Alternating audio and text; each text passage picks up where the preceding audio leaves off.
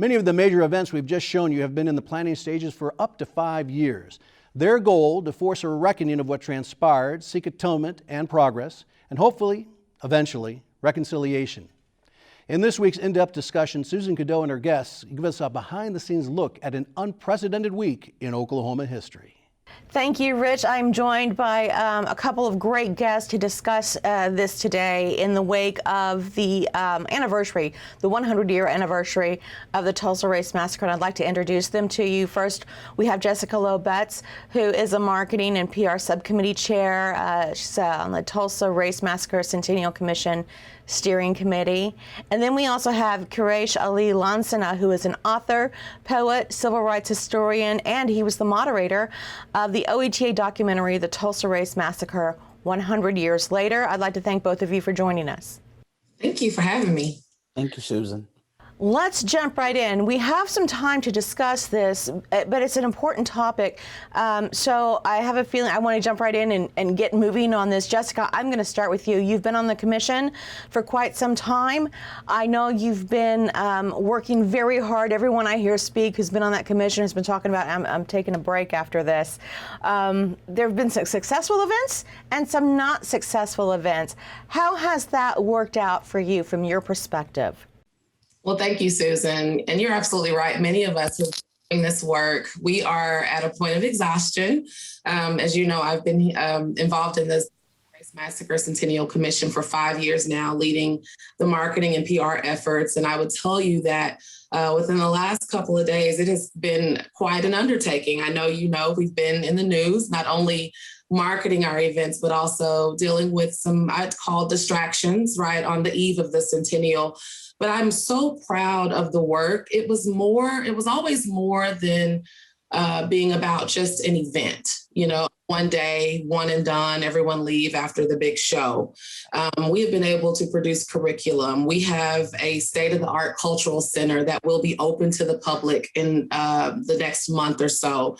We've been elevating this conversation for years now. I think we had a lot to do with changing the nomenclature, where we once referred to this incident as a riot. We now hear everyone absorbing the new term as a massacre, and really giving that a lot more accuracy when it comes to talking about this history. And so, although it has been exhausting, it's been a lot of work, I am still so very proud that we met our capstone goal, and that was to educate Oklahomans and Americans on this history. I think we've done a good job doing that. Quraish, do you think the commission has done its job? Have you liked what you've seen from the commission?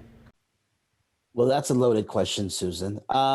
Yes and no. The commission has done great work, significant work, certainly in terms of education, certainly in terms of, getting that, surviving all of the roadblocks and the bumps to get Greenwood Rising, constructed was a significant achievement. I think that we have to remember that the commission is a state-sanctioned body, that it is a commission that is of the government, that was commissioned by the government of the state of Oklahoma. Therefore, there are going to be some inherent politics involved because it is a state-sanctioned entity. And those politics can sometimes be complicated. I'm sure Jessica knows about that firsthand. And there are going to be politics involved in which not everyone is going to agree or be pleased by some of the decisions made, again, because this is a state-sanctioned body. And so, there are elements of the commission's work, again, that I greatly admire. There are many commissioners, including Jessica herself, who I deeply respect. But there are some decisions and some situations that arose over the course of the last several years that I find troubling. As somebody who has studied this history of the district and the massacre for 20 years or so, that some of the confusion, or just say maybe not confusion, but some of the ideas surrounding reparations for the three remaining survivors and the descendants, I think, was problematic. And I think that is in part why the Remember and Rise event was canceled, was because folks outside of the state and the city gained a fuller understanding of the nature of the notion of reparations with regard to the commission's work. And that, to me, I think that reparations are an important aspect of this history.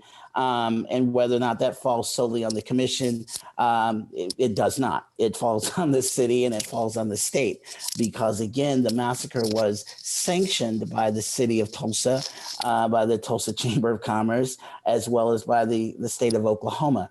And so it is not the commission's sole burden to address the issue of reparations, but the fact that the issue of reparations was not a significant part, in my opinion, a significant aspect of the commission's work and the state's work, I think is troubling. First of all, your comments, your reflections are very fair. And I do want to make it very clear, the distractions with regard to politicians and political movements, definitely, we learned a lot of lessons from that. And I do believe that there were some unintended consequences. But for the humble steering committee of folks like myself and people in the community volunteering our time and efforts, I can tell you that some of that weight that we had to bear and carry, it was quite difficult. We never, as a commission, said that we did not believe in reparations. And I think we've made it very clear that our approach has been a little bit different with regard to infrastructure in the community and education and elevating the story and economic development and economic impact. All of those things, I think, were critically important to the commission. But you're right. Whose responsibility is it? You know, do you put that responsibility on one group of volunteers, or do you keep elevating the topics so that our lawmakers are more informed and talking about whose responsibility it is? And we have our elected leaders assuming those roles. And so I think that has been the biggest heartache and the biggest trouble with whose responsibility is it? Is it fair that a commission of volunteers, they have to bear that responsibility, even though we've been able to fundraise very impressively for Greenwood Rising? But I think that's the conversation, Susan, that will continue after this centennial commemoration. Well, Jessica, I do want to ask you really quickly. Now, isn't the commission put together with tasks they have to complete, and the funds are raised to complete these tasks? I heard someone say we can't just, I think it was Phil Armstrong say we can't just take this money and do something different with it. It's not that we're against reparations. Is that correct? Right. That's very true. There was a capital campaign, multi-year capital campaign, where dollars were raised specifically for the building of Greenwood Rising, for those exhibitions, for those experiences, for the brick and mortar.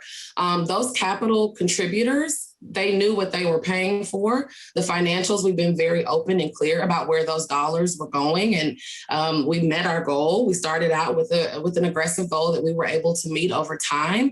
And so there's no way that after that money is raised, we could, in good conscience, convert or reconvert those dollars into something else when those dollars were raised toward building Greenwood Rising.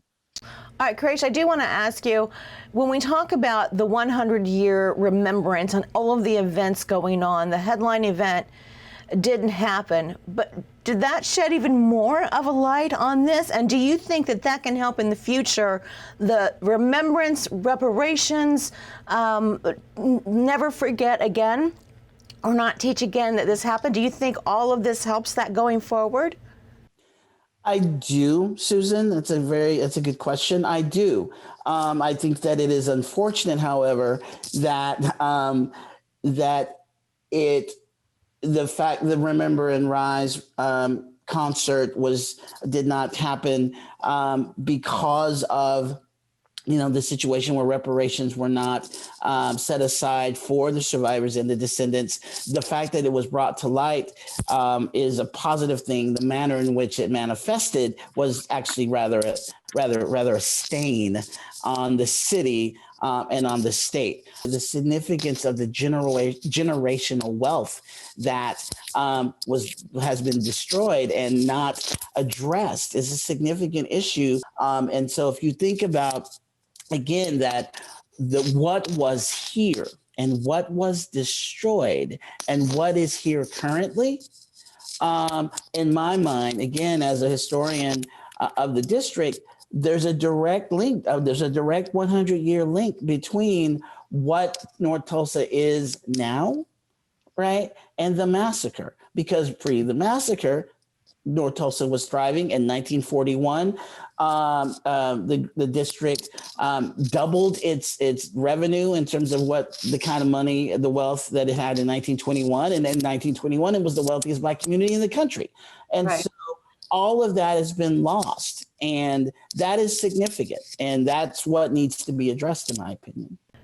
You know, Quraish, that's interesting that you brought that up, because I heard someone on a national newscast, someone from Tulsa, talking about, you know, you were talking about the loss of generational wealth. There was a hotelier, and I forget his name, in North Tulsa in 1921. Everything was destroyed. And what could that hotelier have built his name to be over 100 years? Could he have expanded? So many hopes and dreams were quashed. So, you know, Jessica, do you think this is the end of talks once everyone's through celebrating the 100 years and remembering? Do you think the rise will continue? Yeah, it has to. This is not over. And I think there's work to be done as we enter the next 100 years. We have a long way to go. And I just believe that we all need to assume responsibility for figuring out that path. Now, the thing I've been learning through this process is we may not all agree about the way that we approach this answer to these problems. The roadmaps may look differently, but I think we can all agree that help is on the way. And I think we can all agree that things need to be done and resources need to be found and conversations have to happen. So this is certainly something that I believe will continue into the next 100 years. Okay, but Jessica, I've got to say, conversations have to happen. Help is on the way. It's just around the corner. I think, are people tired of waiting? Oh, yeah. Yeah, people are tired of waiting. I think that's why we see a lot of frustration within the Greenwood community, within the Black community, because we've been waiting 100 years. We have not restored, you know. I do think that there's a level of frustration, a level of anxiety about, you know, the future, seeing that it's taken a long time to get to where we need to be, but we can't give up hope. That's where I continue to center myself on. As long as I'm here, I see purpose in continuing the journey, keeping our eyes on the prize, but getting there is going to take some time and it's going to take a lot of energy. And follow up on this, speaking of reparations, House Resolution 40 is helping focus reparations from just about slavery to all racial injustices. And that's thanks in large part to the 100th anniversary of the Tulsa Race Massacre. So does this have, what is happening in this state, does this have repercussions nationwide? Quraish, what do you think? Well, I believe so, because again, I think it's important to remember that what happened in Tulsa 100 years ago, was one of the most significant, if not the most significant, acts of racial violence in the history of this country. But it's not a singular circumstance, right? That Red Summer, as James Weldon Johnson put it, the summer of 1919, these sorts of pogroms happened all over the country, and we could go as far back as really 1918, just after the end of World War I, 1919 through 1925, with these kinds of actions, which really are ethnic cleansing actions in a manner of speaking. These actions happened all over, from North Carolina to Chicago to Detroit, Texas, elsewhere.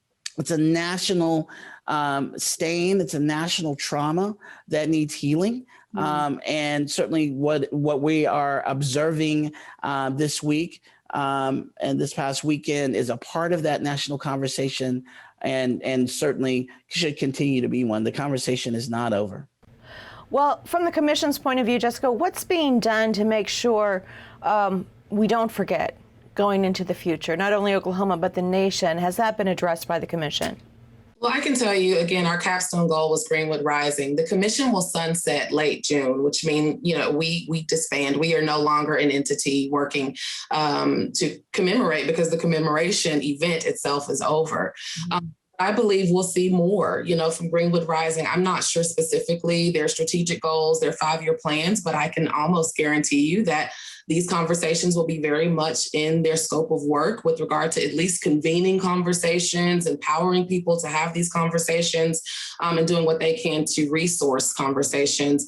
But I believe you'll continue to see social justice organizations ramp up their efforts as we try to find some resolve and some progress in these areas. Oklahoma Governor Kevin Stitt left the commission, or was asked to leave the commission, because of his stance on teaching critical race theory in Oklahoma schools. Does that matter? Why does that matter? Why does it matter when it comes to commemorating 100 years of this massacre? And I'll let either one of you tackle that one. Well, I'll just say from a commission perspective, it was extremely disappointing because the history is the history, and the history can be painful. I think, if anything, the bill just invokes fear on even talking about it. You know, I can't tell you that I understood every word of the bill. I still could use some education on really processing what it means, but I think the intention just really didn't help our cause. It doesn't help teachers feel confident and comfortable in teaching the history. And then what does that mean for students who may be afraid or who don't understand it? And how do we cultivate those conversations in the classroom? I think that was the biggest pain point, because the classroom has avoided the history for so long. Many people did not know of the history because it was not taught in schools. And so I don't think that this legislation helps resolve that. I think it makes it more complicated. And I'll turn it over to Quraish, because I know he's an educator that probably has very powerful perspective as well. One thing that is consistent is that if you experience public school in this country, K-12 education, and even in some instances on into undergraduate years, then you have been taught via one perspective, and that is the white male lens. The white male lens on history.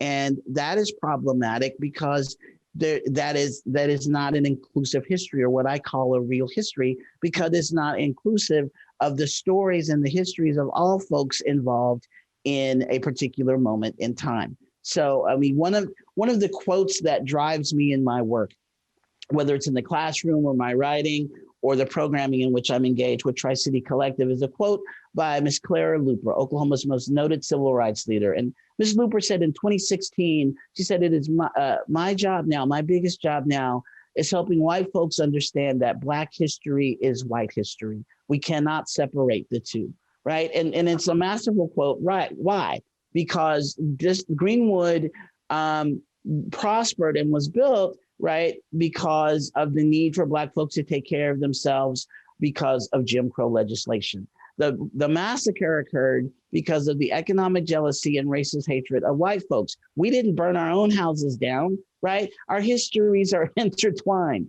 And so for the absolute notion that that we cannot teach the real inclusive history of all that were involved in a particular moment, because one people or one perspective will feel like they're being denigrated, when in fact the truth is that we didn't burn the district down ourselves, right? We built the district in the face of Jim Crow, and it was destroyed because of economic jealousy and racism. And that involves Black folks and white folks. And for that history to say, okay, you can only teach it from the Black perspective, or you can't teach it at all, or that you can only teach it from the white perspective, or you can't teach it at all, or a teacher's going to get fired if one parent calls and says that they have an issue with this being taught, is a very dangerous form of education, because it's not the truth. I'm a professor because I want to teach. I want to teach truth. I want to help students understand the continuum of how we got to where we are now, based on what steps preceded us on the journey to get where we are in 2021. And if this bill doesn't allow me to do that, then this bill is problematic, because then I can't teach the truth, right? And that's troubling. That's a good final word from you, Quraish. Jessica, do you have any final words?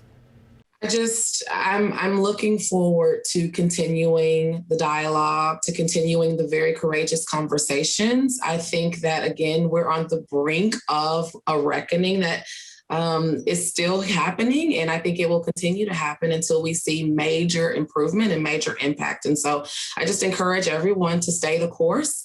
Don't be so distracted by the distractions that we lose hope, that we continue to keep our eyes on the prize. And eventually, I believe a change is going to come, like Sam Cooke said.